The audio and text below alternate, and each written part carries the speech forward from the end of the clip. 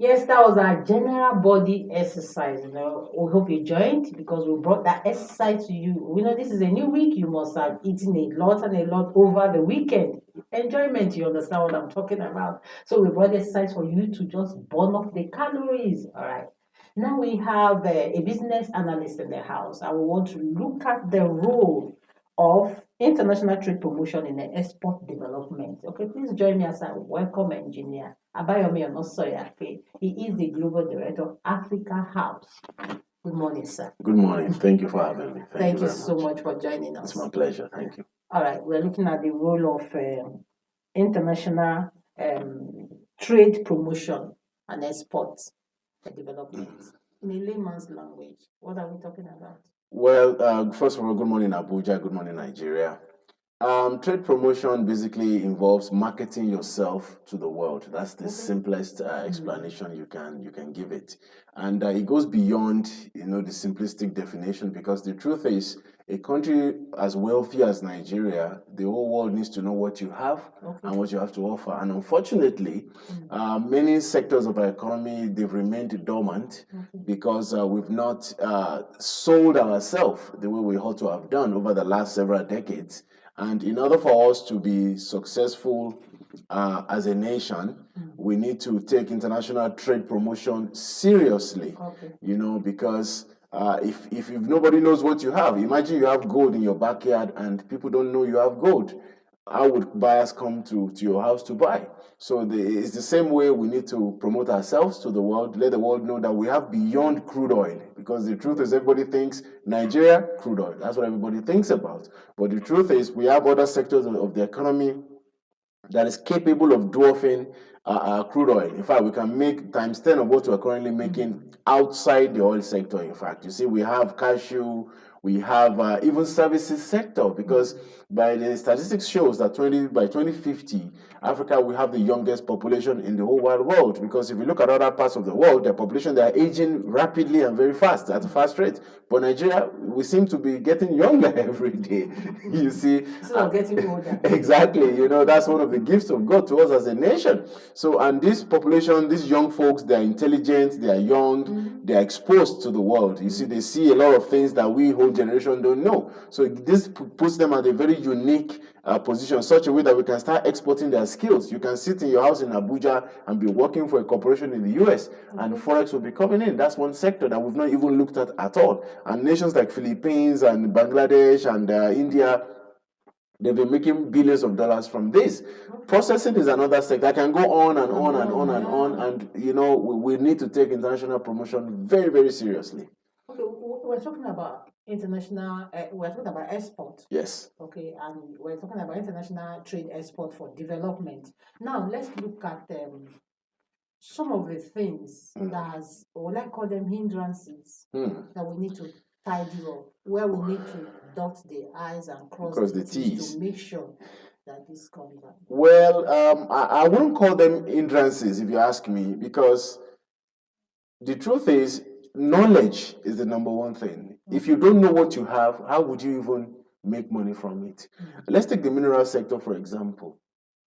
And when you talk about mineral sector, we're talking of minerals like lithium, that the whole world is the energy of the future. In fact, you talk of electric vehicles, everybody's talking solar energy and whatnot. Those industries, they are nothing without lithium, and Nigeria is loaded with lithium. Even Abuja, as we are right now, we've got lithium. Nasarawa and other states of the federation. But a huge part of our business community and an average Nigerian does not even know we have lithium. They don't even know what it looks like. They don't even know where to start exploring. So knowledge, I believe, is the number one hindrance. And the second thing is the motivation on the part of the relevant agencies and the arms of government responsible for this. What do I mean by this?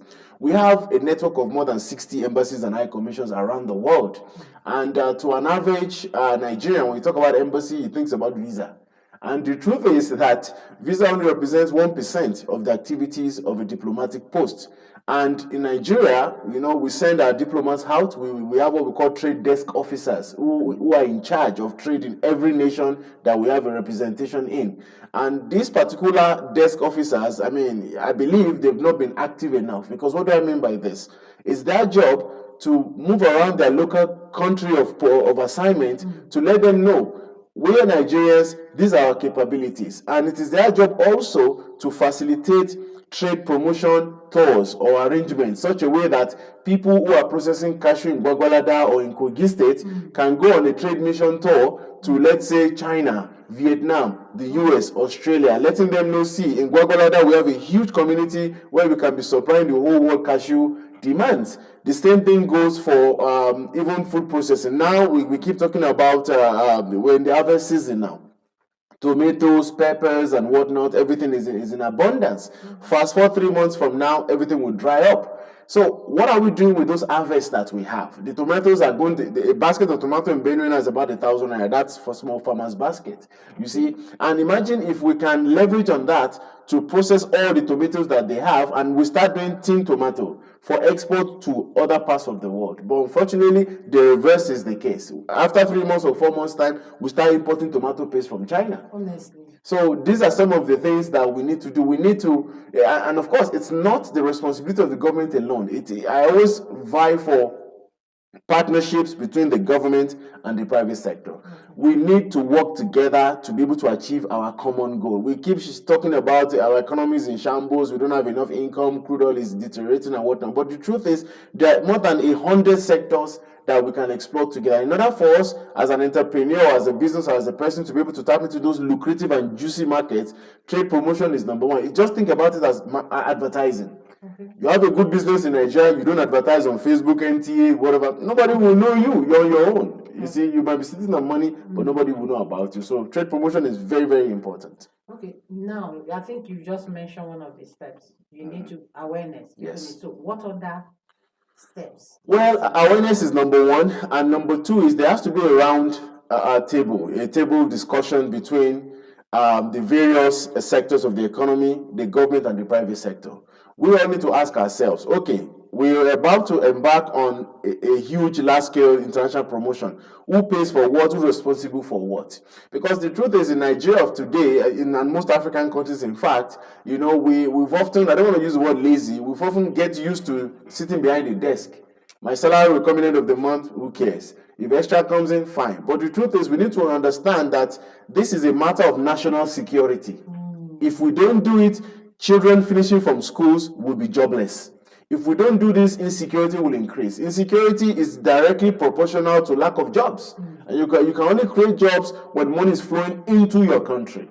That is the reality of it. So we need to sit down, have this round table discussion, and then we'll chat, we'll draw a plan to say, you know what, in the next 10 years, we want our cashew to be in every country of the world. We want our packaged tomato or processed tomato to be in every nation of the world. We want to be the third largest processor of lithium for batteries, for solar energy, for electric cars. So once we chat all these things down, then we'll now say, fine, the banks provide finance because we need to travel a lot, or we need to enhance our trade desk officers in all the embassies around the world to actually push them to do promotion. And I like to use this example. Several years ago, when I had a business in New Zealand, what the government did was almost every month they will send you a notification. We are going to so and so and so country to promote ourselves, to promote this particular business, and we notice this is the business you're doing. So you are invited to follow us to go on the tour. But in Nigeria today, only NEPC is doing that, Nigeria Export Promotion Council, and unfortunately, they cannot do it alone. They are limited by finance,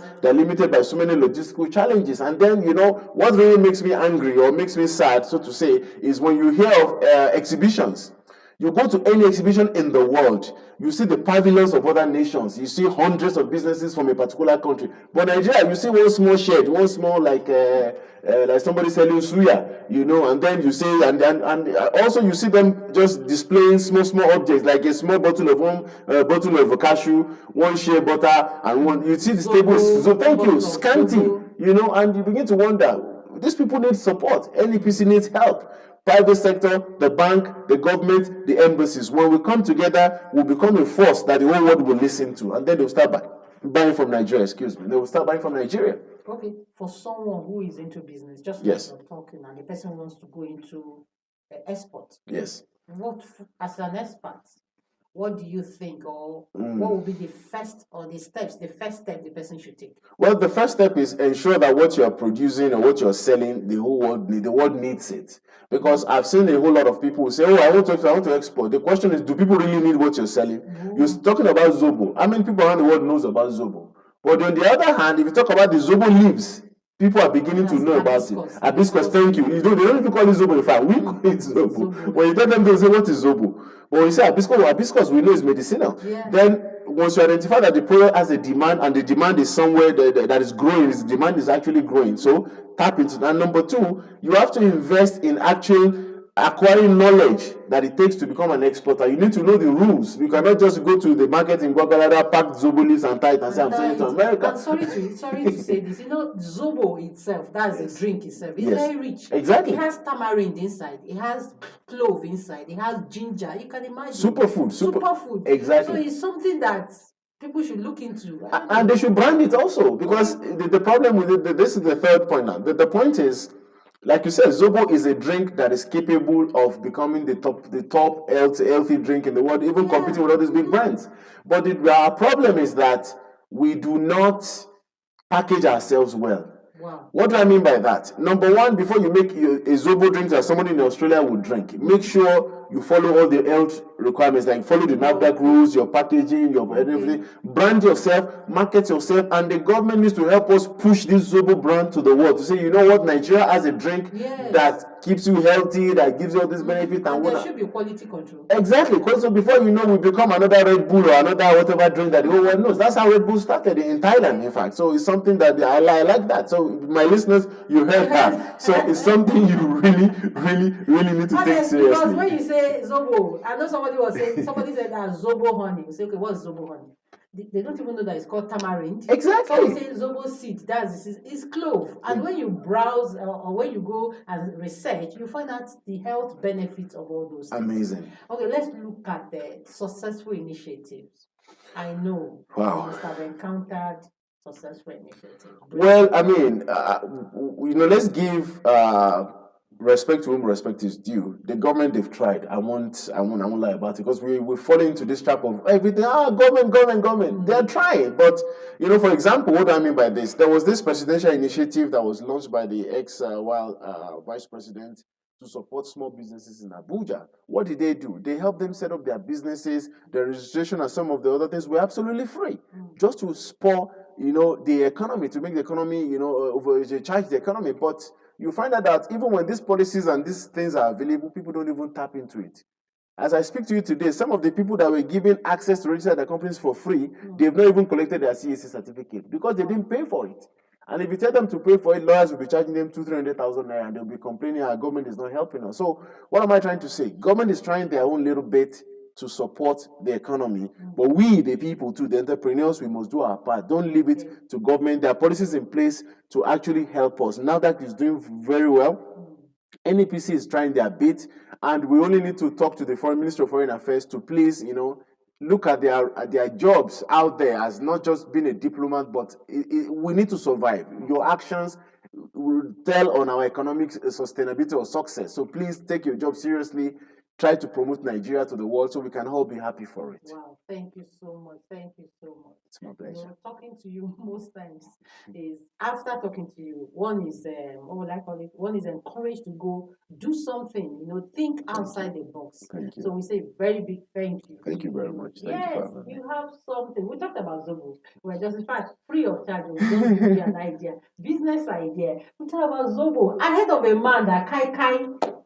He brought in some expatriates and in Lagos, and now they branded Kai, and they said it's the best, brand. So what is that business idea you have, or what's that business you are doing? He has just given it to you as an expert. So please go think outside the box and start thinking of exporting, so that we can develop, our country, Nigeria, especially our economy.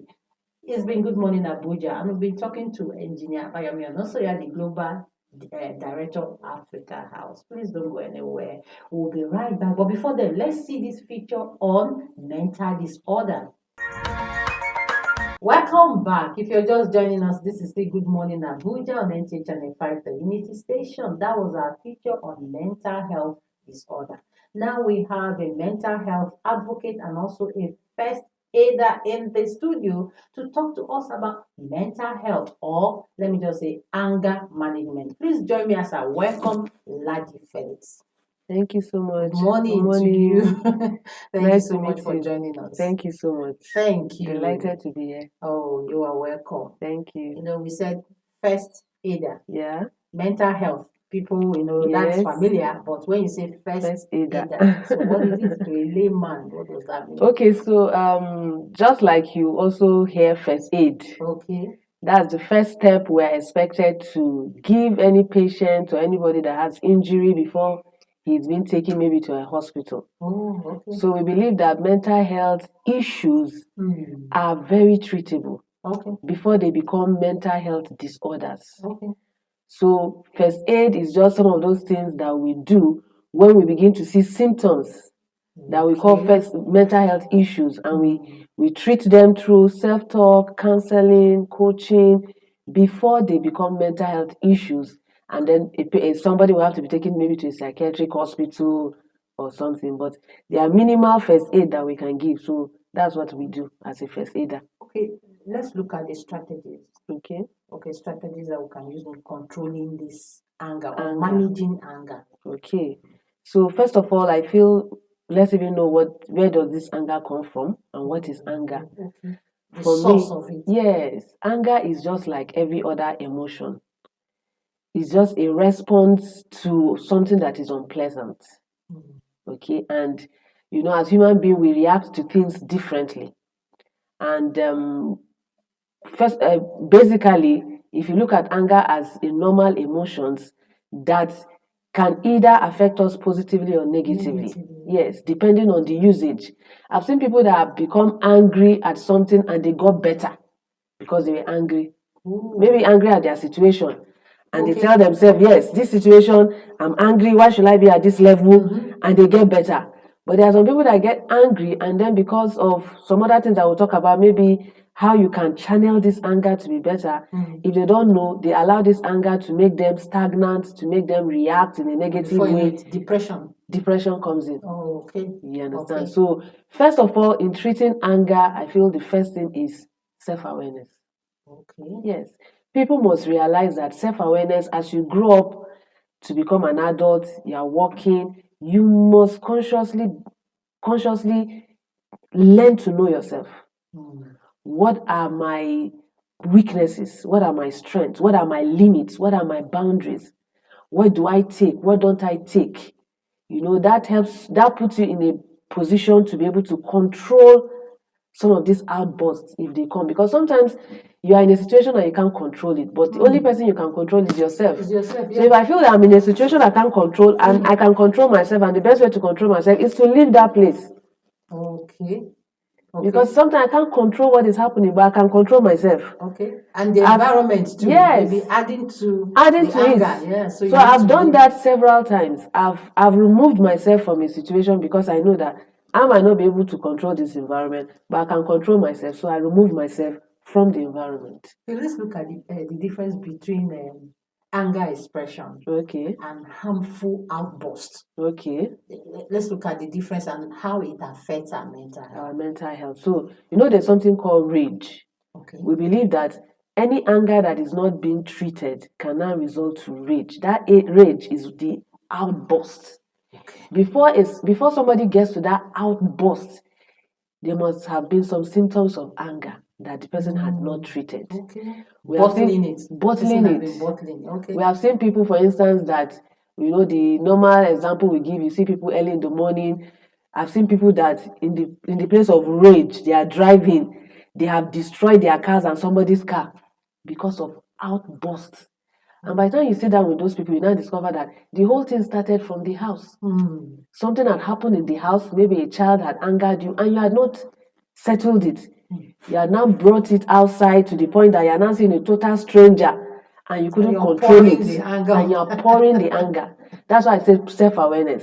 So if I'm leaving the house and I know that there's something that is making me angry, I should try to settle it, either with the person or with myself, so that I don't go outside and then it becomes rage. Okay. Rage is not, when it gets to rage, it's very dangerous because it doesn't help anybody. you destroy property, you destroy people, Even destroy yourself. and destroy yourself. But the first point of call is self-awareness. Okay. Knowing when you are even angry, first of all. And Because what the cause of the anger the cause of the anger. And try to see, okay, what can I do? What can be done to treat this anger so that it doesn't result to rage? I've seen someone that has left her job. Now she's regretting because of rage. Something has happened, and instead of her to treat it, she went to the office and she got angry and said, I'm leaving this job. Wrote her resignation letter, left. Not less than 24 hours, it dawned on her.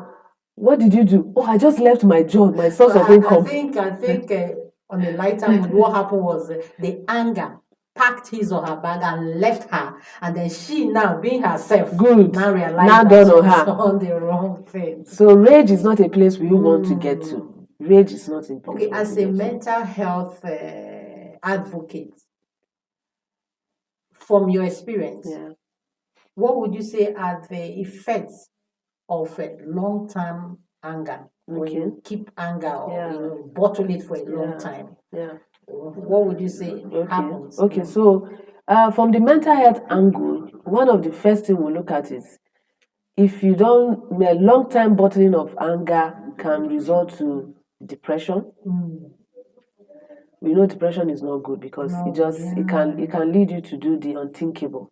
Okay, so and then we have also science have proven that sometimes some of these terminal diseases we see, like cancer, kidney problem, is as a result of bottled in anger, unexpressed emotions. Maybe because part of like depression, part of it is when you have sadness. Yes, bottled. Hopelessness. Yes, bottled. I'm sure that's where the sicknesses will start coming out. Okay. Because what happens is that inside your organs are being tensed.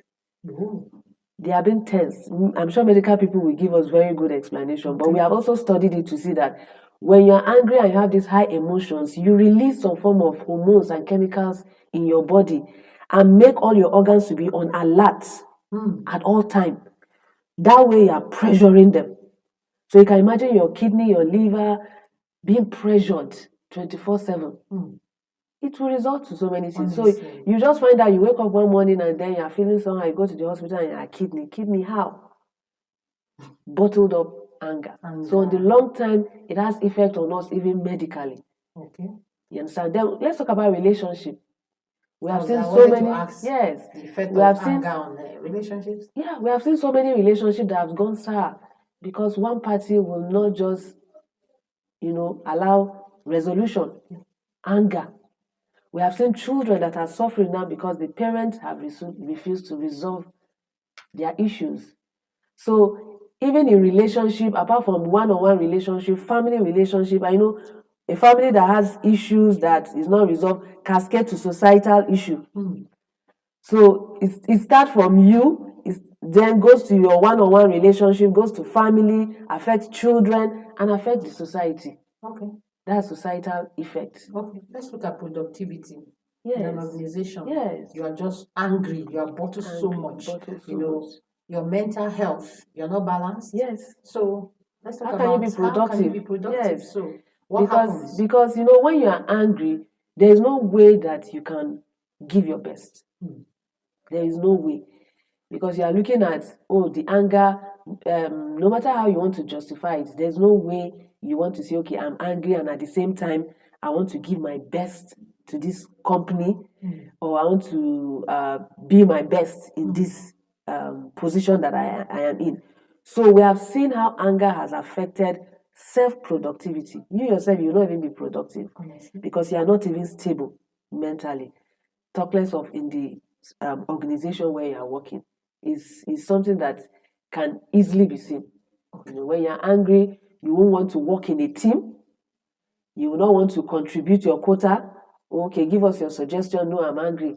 Why did this person do this? Why wasn't I giving this? Why this and that? There's so many ways to express yourself, healthy ways to. We're not saying don't be angry. But don't let the yeah, anger. don't let the anger, like you said, now once you begin to see that it's affecting your productivity, affecting your relationship, affecting your health, then you know that there's a And those are problem. the You need to three check. basics. Yes. Yeah. You need to pause. People must learn. That's awareness. Mm-hmm. Know when to pause.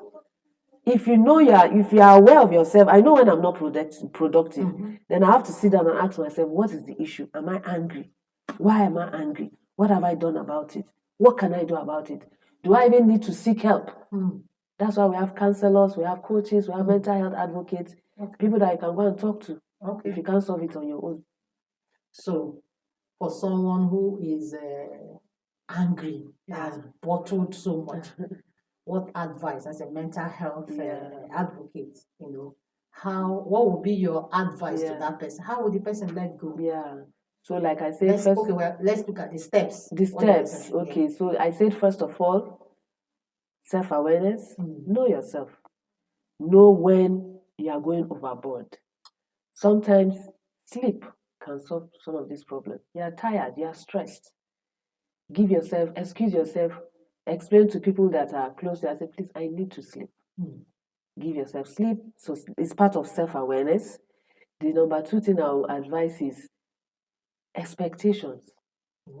As much as possible, we human beings must learn to manage expectations. So some things I can do, I shouldn't think that because I'm meeting you, you should do the same thing. So I should be able to lower my expectation generally. I advise people, lower your expectation generally until somebody has proven otherwise.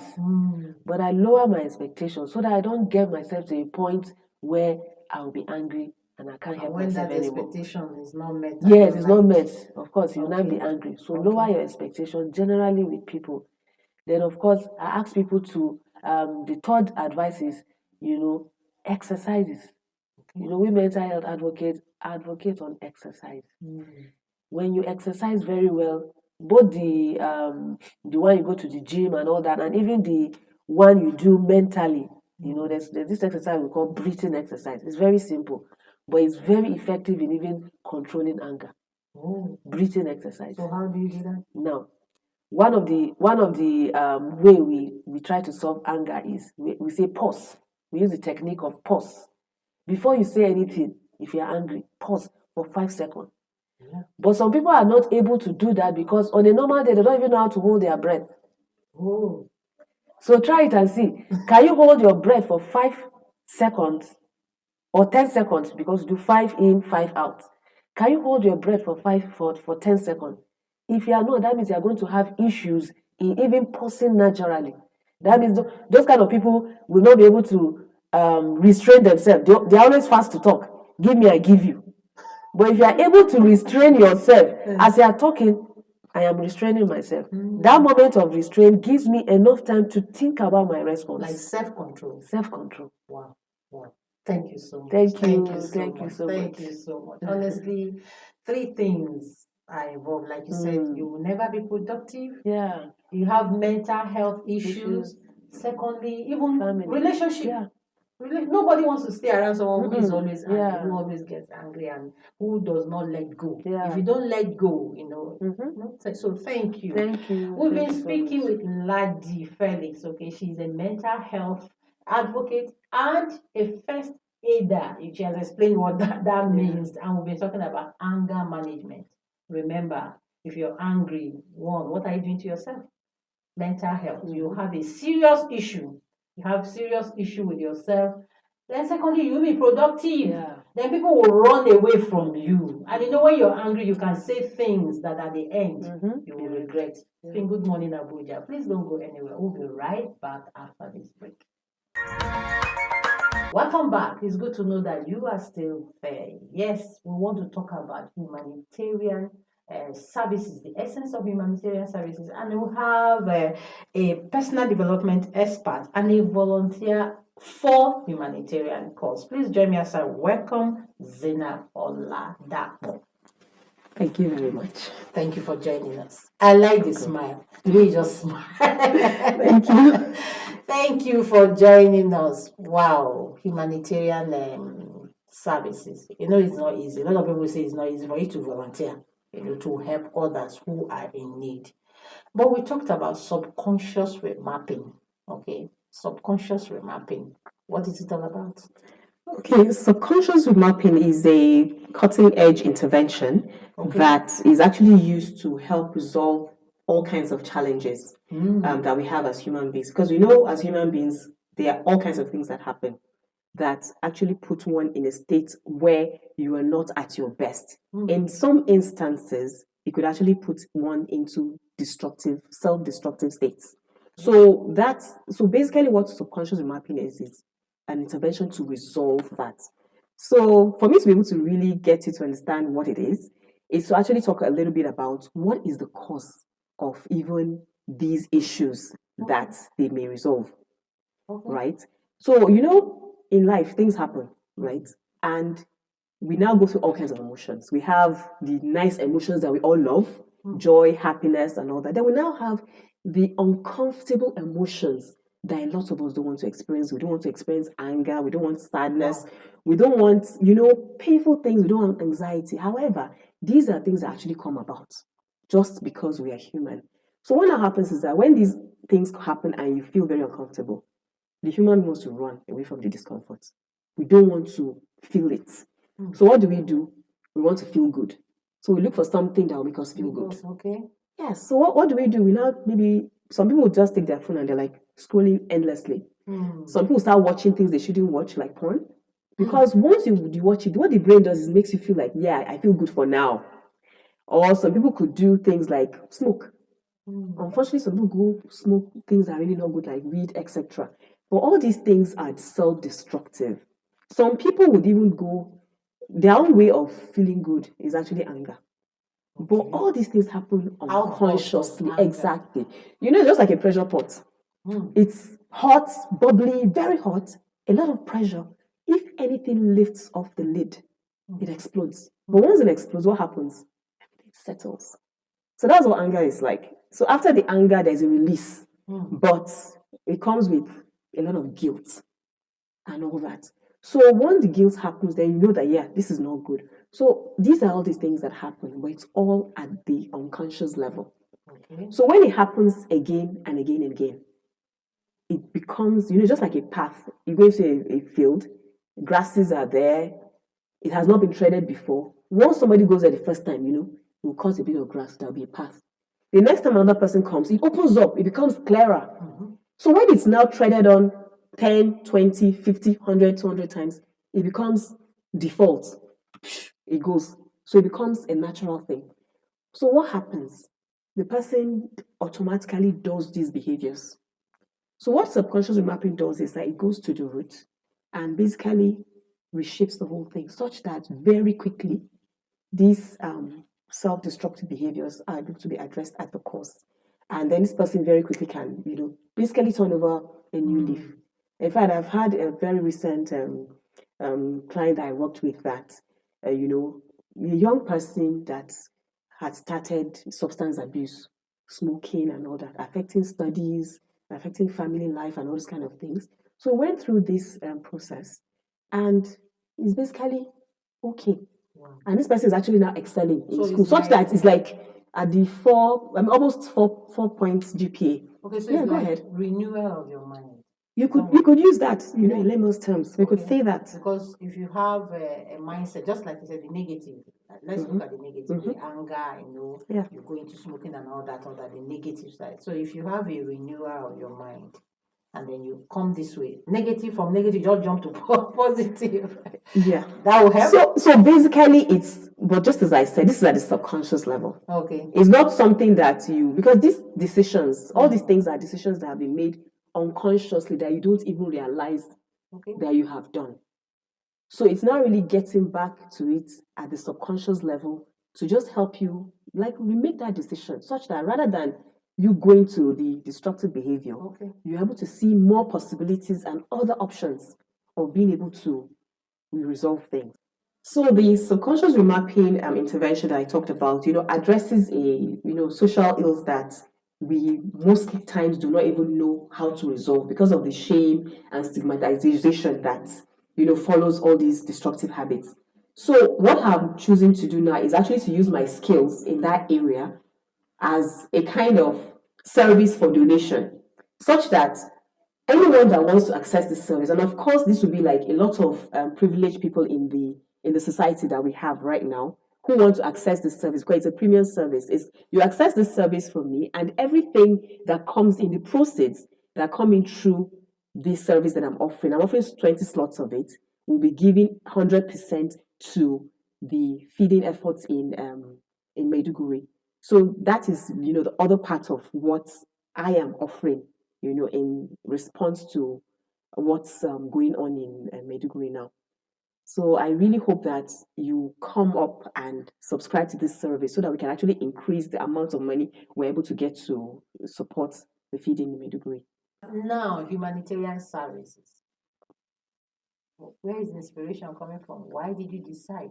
Before I now go to relating it to what is happening in Maiduguri and the flood and all that. So the inspiration, where is it coming from? Well, I think generally it would just be that I've always been someone that liked to help. It's just something that was default to me. Right from when I was young, the money I have, right from when I was a teenager, when there's anybody around that has a problem, whether it's a neighbor or something, I look, okay, what do I have in my little savings? Oh yeah, take. It's something that I had always done. Okay. And then from time to time, I just find that I'm just always putting what I have to help other people. So in this particular instance, in fact, one thing I even have done, when I start earning money for myself, is to set aside a certain amount of it that always goes to charity, and mostly I use to support orphans. So that's what I have, been doing. So in this particular instance of the Maiduguri floods, I have a classmate who lives there. Just before the floods happened, we're having a conversation. We're supposed to have a call and all that. And then just within, a blink of an eye, this whole flood thing happens. And I reached out to her, I was like, how are you coping and all that? She said, well, I'm not affected. However, so many people are affected, and I have decided to get people together and volunteer to start cooking for these people that were affected. And I thought to myself, okay, what can I do? Okay. Because we require millions of naira to be able to keep this going. So that was the first time when Thai Foundation came up with, we partnered with Brighton Business School to now raise funds for this feeding. So that's how this particular one, came about. Okay, so you have someone there who cooks, who you sponsor to cook to send to them, because you are not in Maiduguri. Okay, I'm not in Maiduguri. So for instance, like that, my child friend lives in Maiduguri, and she has actually started this cooking that she does. So we had decided to raise funds to support her. And then we also have other partners like that for instance, we have the Alamana Aid Foundation. They're actually on ground there cooking and distributing food. So they are, in fact, just yesterday, they actually used boats together with the army to go to some places that they couldn't reach to give out food. So the intention is that when we raise these funds, we'll be split between some of these people, like for instance this fountain I talked about, and then this organization that is already on ground, because I'm not there. So the only thing I can do is to help to raise funds and other things. In fact, the other thing we're doing is also collecting items that could, be used. For instance, clothing items, non-perishable food items. We're collecting personal effects, footwear, etc. Beautiful. Yes, it'd be awesome to get you reach out. Now, the response, briefly, as you're doing this, what's the response like from the people there? Yeah, okay, like for the response, what has come back, in terms of videos and just basically feedback, pictures, videos, and all that is actually it's heartwarming, and it's also very emotional. Okay. Because you have people, it could have been me or you. Oh yeah. These are people that had lives. Adoptees. That had lives. And they're displaced. Property gone, business gone, livelihoods gone, basically everything gone. And you are out of your home with just the cloth you have on your back. Your next meal, you don't know where it's coming from. So imagine when someone is giving a hot meal, Wow. even if it's just one that day. Okay. Thank They you appreciate so it. much. Thank you so much.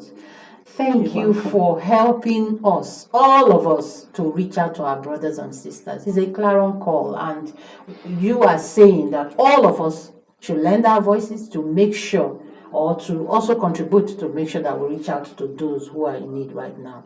God bless you. That's what I'll say to you. Thank you very Thank much. you so much. You've been talking with Thank you very much. Zainab Oladapo. Okay, you can see she's a volunteer at humanitarian services. She's ready to reach out to help. Okay, to help our brothers and sisters who are in need, especially this time that we have a lot of flood issues and people are displaced and people are hungry. So she said you can send food, and there's a collection center. She has said it, and her number is just there to call if you want to contribute. It's been Good Morning Abuja. Please don't go anywhere. We'll be right back after this break.